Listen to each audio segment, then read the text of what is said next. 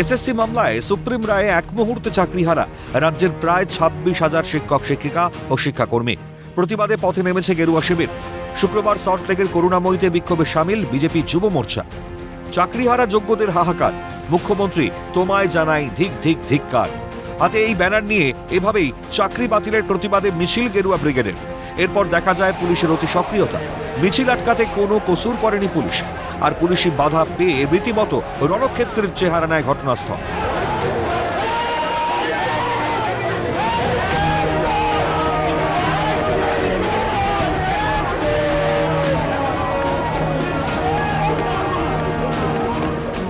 শিক্ষকের চাকরি বাতিল হয়েছে, সেই ঘটনার প্রতিবাদে বিজেপি সল্টলেক করুণাময়ী অভিযানে তারা বিক্ষোভ দেখাতে আসে, কিন্তু পুলিশ তাদেরকে বাধা দেয় এবং করুণাময়ী থেকে তারা এসএসসি অভিযান করছিল।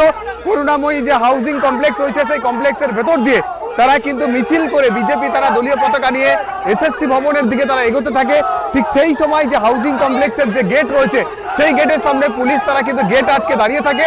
কোনো অবস্থাতেই এই হাউজিং কমপ্লেক্স থেকে বিজেপি কর্মীদেরকে বাইরে বেরোতে না দেওয়ার কারণেই এই মুহূর্তে দেখা যাচ্ছে পুলিশের সঙ্গে বিজেপি কর্মীদের কার্যত ধস্তাধস্তি শুরু হয়েছে। মমতার পোষ্য পুলিশ, এই ভাষাতেই পুলিশের বিরুদ্ধে ক্ষোভ উগরে দিলেন বিজেপির যুব মোর্চার কর্মীরা। তাদের দাবি মুখ্যমন্ত্রীর পদত্যাগ। পুলিশ মমতার পোষ্য পুলিশ, সে আটকাচ্ছে দুর্নীতি চোরদের, সরকারে চোরদের পুলিশ একেবারে আমাদেরকে কণ্ঠরুদ্ধ করতে চাইছে। আমাদের একটাই দাবি, সেটা হচ্ছে মমতার পদত্যাগ। এসএসসি ভবনের সামনে অবস্থান বিক্ষোভে সামিল গেরুয়া নেতা কর্মীদের টেনে হিঁচড়ে তুলে নিয়ে যেতেও দেখা গেল পুলিশকে।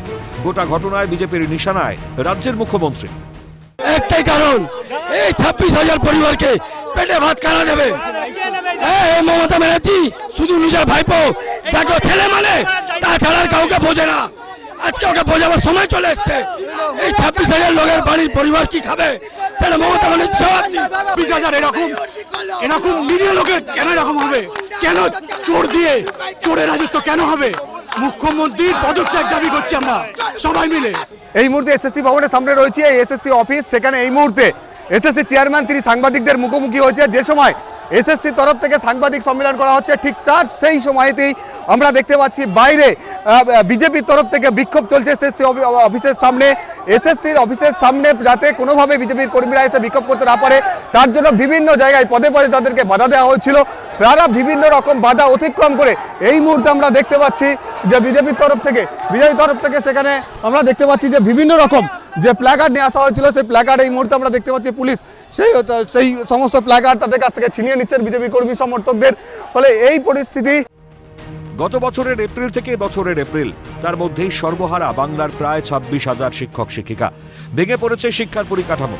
এই নিয়োগ দুর্নীতি মামলাতেই এখনো জেলবন্দী প্রাক্তন শিক্ষামন্ত্রী পার্থ চট্টোপাধ্যায়। এই পার্থ চট্টোপাধ্যায়ের আমলেই ওঠে নিয়োগ প্রক্রিয়ায় অনিয়মের অভিযোগ। দুর্নীতি দমনে সেভাবে কোনো পদক্ষেপ চোখে পড়েনি পুলিশ প্রশাসনের তরফে, যে কারণে বাছাই করা গেল না যোগ্য অযোগ্যদের তালিকা। আজ সর্বহারা যোগ্যরাও। সে কারণেই বৃহস্পতিবার থেকে প্রতিবাদ মিছিলে নেমেছে বিজেপি।